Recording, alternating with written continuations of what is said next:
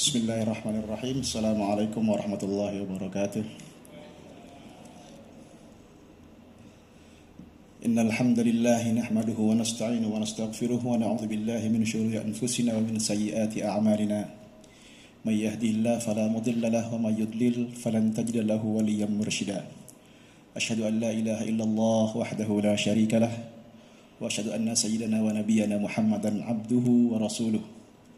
Allahumma salli wa sallim ala nabiyyina Muhammadin wa ala alihi wa ashabi ajma'in. Yang saya hormati dan muliakan para jamaah Masjid Al-Mahkamah, Mahkamah Agung. Kesempatan Rabu ini alhamdulillah kita diberikan kesehatan, keafiatan dari Allah Subhanahu wa taala sehingga masih bisa melaksanakan sholat berjamaah di tempat yang mulia ini.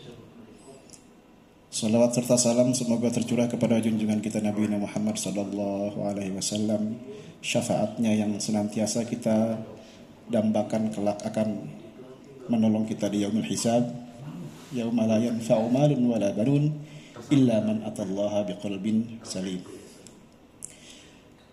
Jamaah yang saya hormati dan muliakan, tidak mengurangi rasa hormat. Ini sebetulnya saya seperti pengganti antar waktu saja karena pengisi sejatinya pada pekan pertama ini adalah guru saya juga yang sudah mendahului Pak Kiai Syafi'i. Jadi saya ini mengganti badal beliau. Sebelum itu saya mohon kiranya para jamaah, saya meminta untuk membacakan suratul Fatihah teruntuk pada Pak Kiai Syafi'i yang sudah menghadap ke Allah Subhanahu wa taala. Dengan teriring doa mudah-mudahan amal ibadahnya diterima oleh Allah Subhanahu wa taala, kekhilafannya diampuni dan ditempatkan di surganya. Ala hadhihi niyyah wa ala kulli niyatin shalihah. Al-Fatihah. A'udzubillahi minasyaitonir rajim. Bismillah. Iyyaka na'budu wa iyyaka nasta'in. Ihdinas siratal mustaqim. Shiratal ladzina an'amta 'alaihim ghairil maghdubi 'alaihim waladdallin. Amin. Terima kasih. Baik para jamaah yang dimuliakan Allah Subhanahu wa taala, saya diinfokan oleh Pak Ustadz Kusnadi ini, kajian ini kan tiap hari Rabu. Ada yang sudah menyampaikan fikih, ada sudah menyampaikan tafsir, ada yang hadis. Jadi saya kebagian mungkin yang ringan-ringan saja. Saya akan membaca terkait dengan Kitabul Adab atau akhlak. Kenapa saya pilih ini? Karena tentunya di samping aspek Islam, fikih, tafsir, juga adab itu tidak kalah pentingnya, apalagi di era yang sekarang ini katanya, di mana adab merupakan hal yang menjadi stressing kita semua. Kitab yang akan saya bacakan ini kita kaji bersama-sama, tentu bisa nanti kita dialogkan ya. Ada pengayaan mungkin, adalah kitab tematik dari Bulughul Maram karya Ibnu Hajar Al-Asqalani. Kitab ini adalah kitab yang merupakan kumpulan hadis dan banyak disyarah oleh para ulama-ulama terkait dengan fiqhul hadisnya. Baik, qala al-musannifu rahimahullahu taala wa nafa'ana bihi ulumi fid dharain fid dunya wal akhirah. Semoga kajian ini mendapatkan keberkahan dari pengarang kitab dan kita mengambil hikmah dan kebaikan dari kitab ini. Kitabul Jami'u adalah kitab terkait dengan kumpulan membicarakan tentang beberapa hal penting atau 6 hal penting. Yang pertama, Kitabul Jami' dari Bulughul Maram ini terkait dengan, yaitu tentang babul adab, babul birru wassilah, bab tentang adab, bab tentang berbuat baik dan menjalin silaturahmi, bab zuhdi wal wara, bab membahas tentang zuhud dan wara, bab tarhib min musawil akhlak, bab tentang membahas tentang kebaikan-kebaikan yang dihadirkan daripada akhlakul karimah, dan bab targhib fi makarimil akhlak, bab yang membicarakan tentang pengayaan akhlakul karimah, dan yang terakhir bab zikr wa doa, bab tentang zikir dan doa. Kesempatan ini kita akan masuk pada hadis yang pertama, tidak akan panjang-panjang, mungkin satu hadis cukup dengan penjelasannya. Bismillahirrahmanirrahim. Hadis yang ke-1251. An Abi Hurairah radhiyallahu anhu qala qala Rasulullah sallallahu alaihi wasallam, haqqul muslimi 'alal muslimi sittun. Idza laqitahu fasallim alaihi wa idza da'aka fa'ajibhu wa idza stansahaka fansahhu wa idza 'atasa fahamidallahu fashammithu wa idza marida fa'udhu wa idza mata fa'atba'hu. Rawahu Muslim. Hadis ini diriwayatkan oleh Imam Muslim dari Abu Hurairah radhiyallahu anhu. Berkata Abu Hurairah, bersabda Rasulullah sallallahu alaihi wasallam, haqqul muslimi 'alal muslimi sittun. Dalam bermuamalah seorang muslim terhadap muslim lainnya mempunyai 6 hak. Hak itu nanti dimaknai dengan, kalau dalam konteks kajian usul fikih, karena ini perintah, nanti perintah itu pada prinsipnya dalam agama itu sebuah keharusan. Al aslu fil amri lil wujub, kurang lebih begitu kaidahnya. Setiap perintah dalam agama itu harus kita maknai sebagai sesuatu yang wajib, kecuali illa ma dalla daliluhu ala khilafi, kecuali nanti ada dalil atau qarinah atau keterangan lain, baik dari dalil yang manqul atau ma'kul, baik dalil dari Al-Quran atau hadis, atau yang ma'kul, yang sifatnya itu dari akal, yang mengeluarkan perintah itu dari kekhususannya, yang dari sifat umumnya yang wajib. Jadi perintah itu prinsipnya wajib, nanti kalau ada qarinah bisa turun kepada mandub atau sunnah.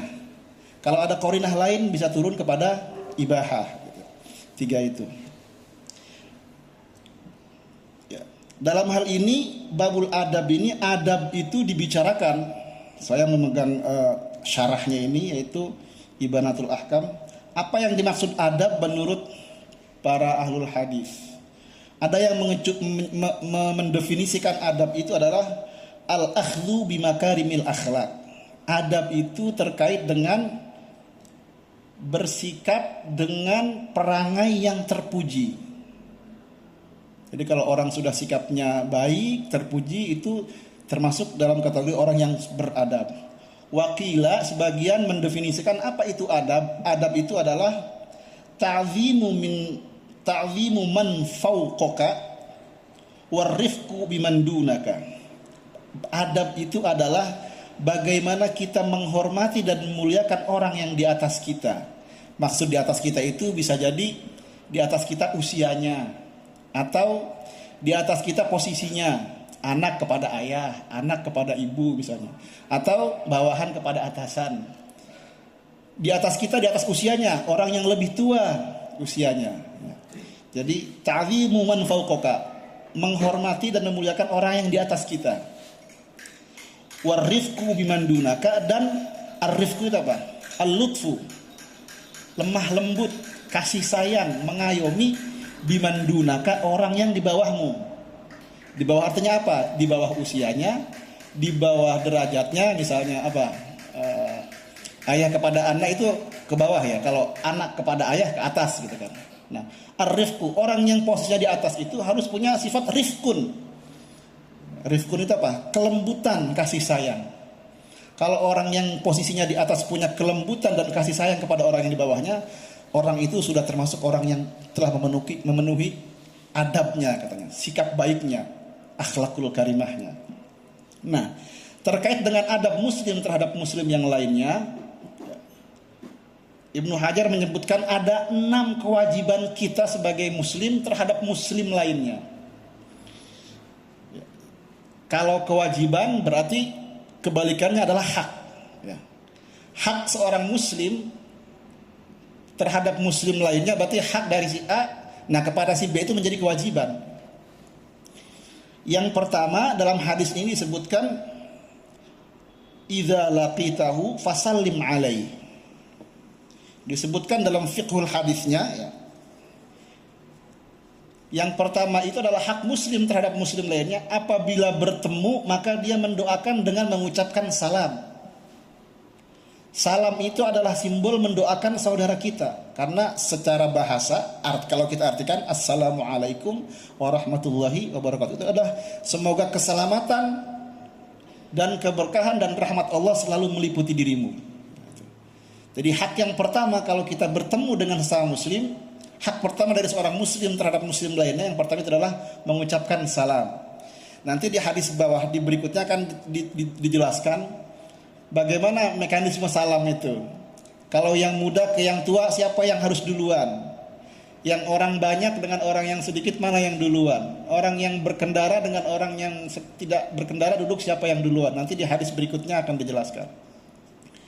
Jadi kalau bertemu sesama muslim, salah satu haknya itu adalah mengucapkan salam. Termasuk ilqa'us salam dalam sebuah perjumpaan. Ya. Dalam syarahnya disebutkan anna lil muslimi 'alal muslimi sittatu haqqin. Yang pertama adalah salam. Wa hadza laisa lil hasri, katanya. Haqqul muslim 'alal muslim khamsun. Wa dhahiru hadhil huquq al wujub. Secara zahir perintah ini merupakan sebuah kewajiban. Tetapi katanya kama bayyana fi riwayah al-ukhra. Lakin qala al-musannif hiya wajibatun 'alal kifayah. Tetapi kata pengarang syarah ini bahwa sesungguhnya salam itu kalau mengucapkan awalnya itu adalah sifatnya mandub, menjawabnya sunnah. Menjawabnya itu wajib. Tetapi wajibnya wajib kifayah. Ketika ada satu orang mengucapkan salam terhadap 3 orang atau 4 orang, cukup dijawab oleh 1 orang karena kewajibannya itu wajib fardu kifayah, bukan fardu ain. Fardu kifayah itu ketika 1 orang sudah melaksanakan maka gugur kewajiban terhadap yang lainnya. Jadi mengucapkan salam itu mandubun, tetapi menjawabnya itu adalah wajib kifayah. Itu hak yang pertama seorang muslim terhadap muslim yang lainnya, sebagai bentuk mendoakan sesama muslim. Kemudian yang kedua,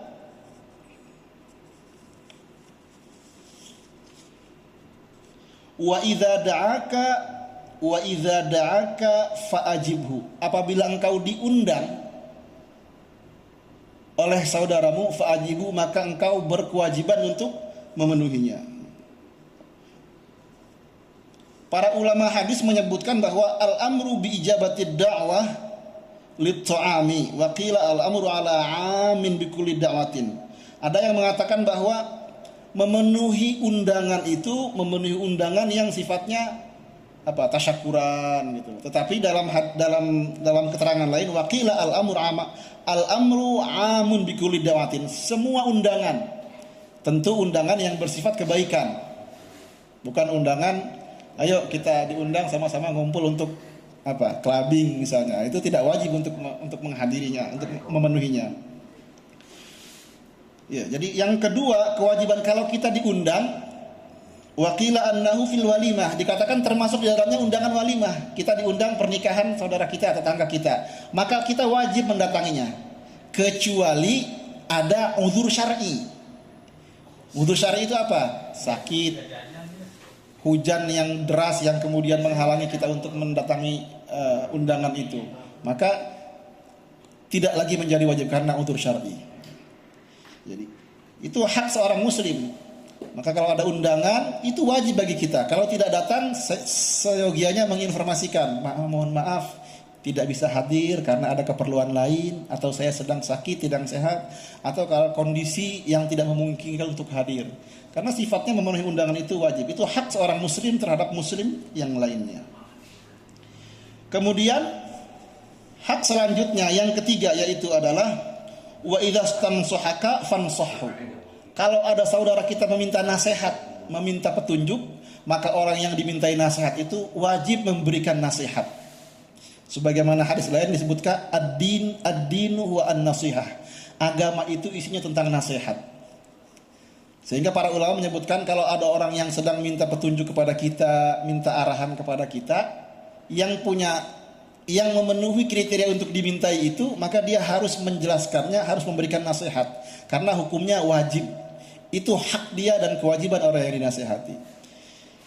Disebutkan oleh ulama muhaddis bahwa sesungguhnya memberi nasihat itu hukumnya wajib apabila diminta. Tetapi sunnah apabila tidak diminta ketika kita melihat saudara kita berada dalam keadaan yang tidak lurus. Misalnya kita melihat saudara kita yang sedang dalam keadaan salah atau khilaf atau kekeliruan, maka mandubun fihi. Walaupun ulama mengatakan idza man ra'a minkumul munkar falyughayyir biyadihi wa illam yastati' fa bilisani wa illam yastati' fa biqalbi fa huwa adhaful iman. Maka menasehati seseorang tentu dengan cara-cara yang baik, cara-cara yang ma'ruf, cara-cara yang dapat diterima. Nah ini yang kadang-kadang kita menyampaikan nasihat tapi seperti memarahi, seperti menggurui, seperti kamu ini. Nah itu kadang-kadang thariqahnya. Maka dalam hal menasihati itu tentu dengan cara-cara yang santun, dengan cara-cara yang baik, bukan dengan cara mencerca, karena mengajak itu jauh lebih baik. Ya. Itu hak yang ketiga ya. Kemudian yang selanjutnya wa idza atasa fa hamidallah fashammithu. Hak seorang muslim lainnya itu adalah ketika orang bersin kemudian dia atisha fa hamidallah. Kemudian dia mengucapkan alhamdulillah. Karena dalam adab Islam, orang yang bersin itu dia disunahkan mengucapkan alhamdulillah. Ya, ketika bersin gitu. Dia mengucapkan alhamdulillah. Nah, orang yang mendengar yang mengucapkan alhamdulillah itu, maka dia disunahkan juga menjawab doa alhamdulillahnya dengan alhamdulillah dengan membahas dengan yarhamukallah. Ada satu riwayat seorang ulama hadis terkenal itu masuk surga. Kenapa? Karena didoakan oleh orang yang ketika dia bersin, kemudian ulama hadis itu mendoakan dan didoakan sebaliknya oleh orang yang bersin itu. Maka segala kesalahan khilafnya doanya diampuni. Karena dalam satu riwayat ketika mengucapkan doa kepada orang yang bersin, alhamdulillah dibalas dengan yarhamukallah, dibalas lagi dengan yahdikumullah wa yuslih balakum wa yaghfir lakum dzunubakum. Nah, doa itu katanya yang salah satu Imam Abu Daud itu masuk surga gara-gara didoakan dengan itu, karena tashmit itu tadi. Jadi itu hak seorang muslim kalau kita mendengar. Tapi kalau orang yang bersinnya itu tidak hamidallah, tidak mengucap alhamdulillah, maka tidak ada kesunahan kita untuk mendoakannya atau menyuruhnya. Ya. Jadi kita menjawab itu kalau dia mengucapkan hamidallah, tashmid, bersin, atisa fa hamidallah. Kalau bersin saja tapi tidak mengucapkan hamidallah, maka tidak ada hak baginya untuk didoakan. Kemudian ya, yang kelima, hak seorang muslim terhadap muslim lain itu ada wa idza marida fa'udhu. Seorang muslim yang dalam keadaan sakit, maka orang yang mengetahui saudaranya sakit itu dia disunnahkan, sunnah muakkadah untuk menjenguk orang yang sakit itu. Wa idza marida fa'udhu. Kenapa? Karena sebagian daripada menjenguk itu adalah bentuk doa, bentuk support kepada sesama saudara kita. Dan yang terakhir, wa idza mata fatba'hu. Dan apabila kita mendengar kabar saudara kita, tetangga kita misalnya kan meninggal, maka fa'atba'hu. Sunnahnya itu dalam hadis ini bukan sekedar takziah ya, tetapi mengantar sampai ke pemakaman, fa'atba'hu. Maka di tradisi-tradisi tertentu, saya pernah tugas di Lombok itu di 4 tahun kurang lebih. Di sana itu masyarakatnya itu kalau ada orang yang meninggal, itu yang lebih ramai itu yang mengantar mereka ke pemakaman, bukan takziah ke rumahnya. Bahkan kadang-kadang ada yang bukan ke rumahnya tapi langsung ke pemakamannya untuk mengiringi mayit itu untuk dimakamkan di pemakamannya. Dan di pemakaman biasanya ya, kalau yang biasanya ubudiyahnya NU ada talqin dan sebagainya, didoakan di situ. Ada prosesi semacam taujihat, kemudian juga ada ceramah di pemakaman itu. Kenapa? Karena intinya kafa bil mauti idzotan. Kematian itu adalah pelajaran yang di depan mata kita yang tidak bisa kita hindari. Jadi sunnahnya itu takziah sunnah atau haknya seorang muslim itu ketika ada saudara kita meninggal itu bukan datang ke rumahnya untuk apa ya? Biasanya kita takziah katanya. Tapi sunnahnya sebetulnya bukan ke rumahnya, tapi mengantarkannya sampai ke pemakamannya. Itulah ringkasan daripada hadis yang sedikit ini yang mungkin bisa bermanfaat bagi kita semua. 6 hak seorang muslim terhadap muslim yang lainnya. Yang pertama adalah mengucapkan salam ketika bertemu. Ya, kemudian wa idza da'aka fa'ajibhu, apabila diundang maka memenuhi undangan, apabila diminta untuk memberikan nasihat maka dia harus memberikan nasihat, apabila mendengar orang yang bersin dan mengucap alhamdulillah kemudian mengucapkan yarhamukallah, menjenguk orang yang sakit dan mengantar saudara kita yang mati sampai ke pemakamannya. Demikian Bapak Ibu, kurang lebihnya mohon maaf. Itulah adab yang pertama yang bisa kita ambil hikmah dan kita petik dari Kitabul Jami' dari Kitab Bulughul Maram ini. Kurang lebihnya mohon maaf. Assalamualaikum warahmatullahi wabarakatuh.